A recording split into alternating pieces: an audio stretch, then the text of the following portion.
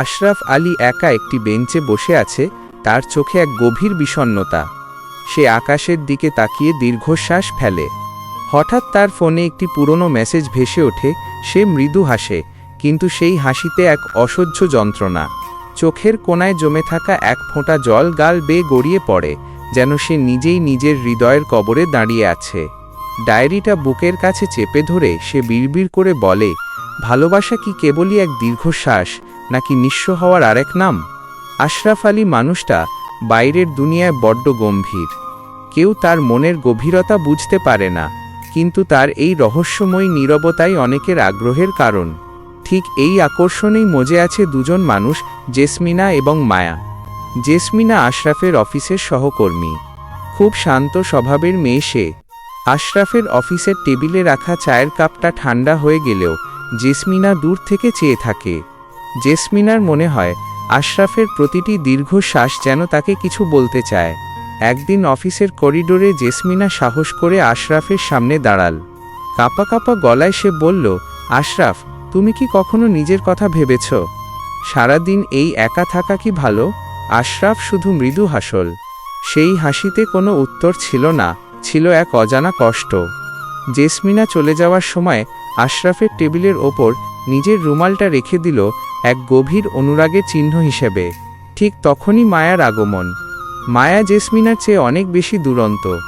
সে অনেক দিন ধরেই আশরাফকে দূর থেকে লক্ষ্য করছে। মায়ার ভালোবাসা জেসমিনার মতো নীরব নয়। মায়া আশরাফকে নিজের করে পাওয়ার জেদ ধরেছে। বিকেলে পার্কে আসার পথে মায়া হঠাৎ আশরাফের সামনে এসে দাঁড়িয়ে হাসল। মায়া বলল, এই ডায়েরিটা কি আমাকে পড়তে দেবে? তোমার মনটা কি শুধুই জেসমিনার জন্য, নাকি আমার জন্য সেখানে কোনো পাতা খোলা আছে? আশরাফ কিছুটা চমকে উঠল। সে বুঝতেই পারল না পরিস্থিতি কোন দিকে মোড় নিচ্ছে। ঠিক সেই মুহূর্তেই জেসমিনা পার্কে এসে হাজির হয়। দুজনের চোখে চোখ পড়তেই মুহূর্তের মধ্যে বাতাস ভারী হয়ে ওঠে। জেসমিনার চোখে তখন অঝোর কান্না, আর মায়ার চোখে এক অদম্য জেদ। আশরাফ আলী মাঝখানে দাঁড়িয়ে স্তব্ধ হয়ে রইল। একদিকে জেসমিনার নিষ্পাপ ভালোবাসা, অন্যদিকে মায়ার আবেগী জেদ। আকাশটা ভেঙে বৃষ্টি নামতে শুরু করল। বৃষ্টিতে ভিজতে ভিজতে আশরাফ শুধু বিড়বিড় করে বলল, ভালোবাসা কি এতই সহজ, নাকি এটা কেবলই এক দীর্ঘশ্বাস?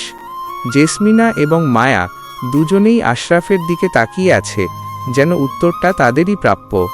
আশরাফ আলী বুঝতে পারছে না সে কার হৃদয় আশ্রয় নেবে আর কাকে চোখের জলে ভাসাবে। ভালোবাসার কঠিন পরীক্ষা। বৃষ্টির ঝাপটা তখন আরও বাড়ছে। পার্কের নির্জন বেঞ্চে আশরাফ আলী দাঁড়িয়ে আছে পাথরের মূর্তির মতো। জেসমিনার চোখ থেকে গড়িয়ে পড়া জল বৃষ্টির সাথে মিশে একাকার হয়ে গেছে। সে কাঁপা কাঁপা কণ্ঠে বলল, আশরাফ, তুমি কি মায়ার জেদের কাছে আমার নীরবতাকে হারতে দেখবে?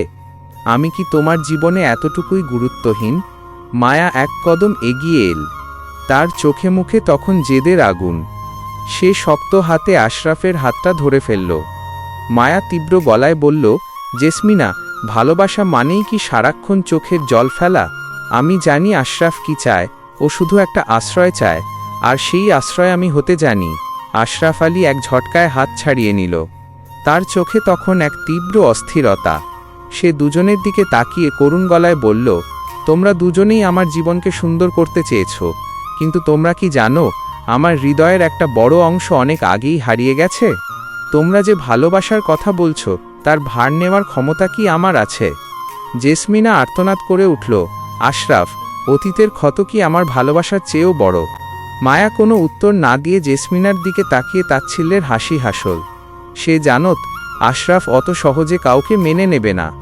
মায়া বলল, ঠিক আছে আশরাফ, তুমি সময় নাও, কিন্তু মনে রেখো, জেসমিনা যদি তোমাকে তার কান্নায় বাঁধতে চায়, আমি তোমাকে আমার অধিকার দিয়ে জিতব।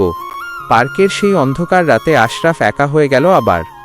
জেসমিনা চলে গেল কাঁদতে কাঁদতে, আর মায়া যাওয়ার সময় আশরাফের ডায়েরিটা টেনে নিয়ে গেল। আশরাফ বুঝতে পারল তার নীরবতা আজ তার জন্য এক ভয়ানক ফাঁদ হয়ে দাঁড়িয়েছে। জেসমিনার বিশ্বাস আর মায়ার জেদ, এই দুয়ের মাঝে সে নিজেকে পুরোপুরি হারিয়ে ফেলছে। রাত গভীর হচ্ছে, আর আশরাফের মনে পড়ছে সেই ফেলে আসা দিনগুলোর কথা, যে কারণে সে কাউকে আপন করতে ভয় পায়। সে জানে এই লড়াই এখানেই শেষ নয়, এটা কেবল শুরু। অতীতের ছায়া ও মুখোমুখি সংঘাত, বৃষ্টির রাত পেরিয়ে সকাল হয়েছে, কিন্তু আশরাফ আলীর জীবনে যেন এখনও ঘন কালো মেঘ। মায়া তার ডায়েরিটা নিয়ে যাওয়ার পর থেকে আশরাফের অস্থিরতা চরমে। মায়া ডায়েরির পাতায় আশরাফের লেখা সেই পুরনো কথাগুলো পড়ে ফেলেছে, যা সে দীর্ঘ বছর ধরে বুকের ভেতর চেপে রেখেছিল, এক হারানো ভালোবাসার করুণ স্মৃতি। মায়া আজ জেসমিনার কর্মস্থলের ঠিক সামনে এসে দাঁড়াল। জেসমিনাকে দেখেই মায়ার চোখে এক চিলতে শয়তানি হাসি। মায়া ব্যাগ থেকে সেই ডায়েরিটা বের করে জেসমিনার সামনে ছুঁড়ে দিল। মায়া দম্ভের সুরে বলল, জেসমিনা, তুমি যাকে ভালোবাসার স্বপ্ন দেখছ, সে আসলে একটি জ্যান্ত লাশ। ওর হৃদয়ের পাতায় পাতায় এখনও সেই পুরনো মানুষটার নাম লেখা। তুমি কি সত্যিই এমন একজনকে চাও, যার মনের ঘরে অন্য কেউ আগে থেকেই আসন গেড়ে বসে আছে? জেসমিনা ডায়েরিটা হাতে নিয়ে কাঁপতে শুরু করল। সে আশরাফের লেখাগুলো পড়ছে, আর তার পৃথিবীটা যেন দুমড়ে মুচড়ে যাচ্ছে। সে বিশ্বাস করতে চাইছিল না যে আশরাফের এত নীরবতার আড়ালে এত বড় একটি ক্ষত লুকিয়ে আছে। ঠিক সেই মুহূর্তেই আশরাফ আলী সেখানে এসে উপস্থিত হল। সে দেখল জেসমিনার চোখে জল আর মায়ার হাতে তার ব্যক্তিগত ডায়েরি। আশরাফের মুখটা ফ্যাকাসে হয়ে গেল। সে দৌড়ে গিয়ে মায়ার হাত থেকে ডায়েরিটা কেড়ে নিতে চাইল, কিন্তু মায়া পিছিয়ে গেল। আশরাফ চিৎকার করে উঠল, মায়া, এটা তুমি করতে পারো না। আমার ব্যক্তিগত বিষণ্ণতা নিয়ে এভাবে খেলার অধিকার তোমাকে কে দিয়েছে? মায়া ঠান্ডা গলায় উত্তর দিল, অধিকার তো তুমিই দিয়েছ আশরাফ। তোমার নীরবতা দিয়ে তুমি দুজনকে সমানভাবে আঘাত করেছ। জেসমিনা জানুক সে কাকে ভালোবাসার চেষ্টা করছে। জেসমিনা আশরাফের দিকে তাকিয়ে ভাঙা গলায় জিজ্ঞেস করল, আশরাফ, মায়া যা বলছে তা কি সত্যি? তুমি কি এখনো তাকেই ভালোবাসো যে তোমাকে ছেড়ে চলে গেছে? তাহলে আমাদের এই অভিনয় কেন? আশরাফ আলী পাথরের মতো দাঁড়িয়ে রইল। তার চোখের সামনে ভেসে উঠল সেই অতীত, যখন সে কাউকে খুব বিশ্বাস করেছিল আর বিনিময়ে পেয়েছিল কেবল অবহেলা। সে জেসমিনার চোখের দিকে তাকাতে পারছে না। আকাশের দিকে তাকিয়ে সে দীর্ঘশ্বাস ফেলে বলল, আমি কোনো অভিনয় করিনি জেসমিনা, আমি শুধু ভুলে থাকতে চেয়েছিলাম। কিন্তু আমার অতীত আজ মায়ার জেদের কাছে আমার বর্তমানকে প্রশ্নবিদ্ধ করছে। চারপাশে লোকজন জড়ো হতে শুরু করেছে। আশরাফ বুঝতে পারল সে আর লুকোতে পারবে না। আজ তাকে সিদ্ধান্ত নিতেই হবে। জেসমিনার সরল বিশ্বাস নাকি মায়ার নিষ্ঠুর অধিকার, সে কিসের পথে হাঁটবে? শেষ সত্য ও নতুন ভোর। আশরাফ আলী দাঁড়িয়ে আছে এক দোরাহায়। একদিকে জেসমিনার আর্দ্র চোখ, অন্যদিকে মায়ার কঠোর জেদ। আকাশটা আজ পরিষ্কার, যেন ঝড়ের শেষে এক পরম শান্তি নেমে এসেছে। আশরাফ একটি গভীর শ্বাস নিয়ে ডায়েরিটা জেসমিনার হাতে তুলে দিল। আশরাফ ধীরস্থির কণ্ঠে বলল, মায়া যা বলেছে তা মিথ্যা নয়, কিন্তু অসম্পূর্ণ। ডায়েরিতে যার নাম লেখা সে আমার অতীতে বেঁচে আছে, কিন্তু আমার বর্তমানে শুধু তোমরা দুজনেই আছো। তবে জেসমিনা, এই ডায়েরিটা আমার ভাঙা মনের দলিল, যা আমি কোনোদিন কাউকে দেখাইনি। আর মায়া, তুমি যা করেছ তা ভালোবাসার জেদ নয়, তা ছিল আমার ক্ষত নিয়ে খেলার এক নিষ্ঠুর উপায়। মায়া কিছুটা থমকে গেল। সে আশা করেনি আশরাফ এত শান্তভাবে তার মুখের ওপর জবাব দেবে। মায়ার চোখে প্রথমবার পরাজয়ের জল চিকচিক করে উঠল। সে বুঝল জোর করে কাউকে পাওয়া যায় না, বিশেষ করে যার মনটা আগেই অন্য কোথাও বাঁধা। জেসমিনা ডায়েরিটা না খুলেই ফেরত দিল। সে আশরাফের হাতটা আলতো করে স্পর্শ করে বলল, আশরাফ, আমি তোমার অতীতকে মুছতে চাই না, আর মায়ার মতো অধিকারও চাই না। আমি শুধু চেয়েছিলাম তোমার এই একাকিত্বের সঙ্গী হতে। কিন্তু এখন বুঝছি নিজেকে সুস্থ করার লড়াইটা তোমাকে একাই লড়তে হবে। আশরাফ আলী অবাক হয়ে জেসমিনার দিকে তাকাল। জেসমিনার এই পরিপক্কতা তার হৃদয়ের জমে থাকা বরফ গলিয়ে দিল। মায়া নিঃশব্দে সেখান থেকে চলে গেল। সে বুঝে নিয়েছে ভালোবাসার প্রতিযোগিতায় সে আগেই হেরেছে। আশরাফ জেসমিনার চোখের দিকে তাকিয়ে মৃদু হাসল।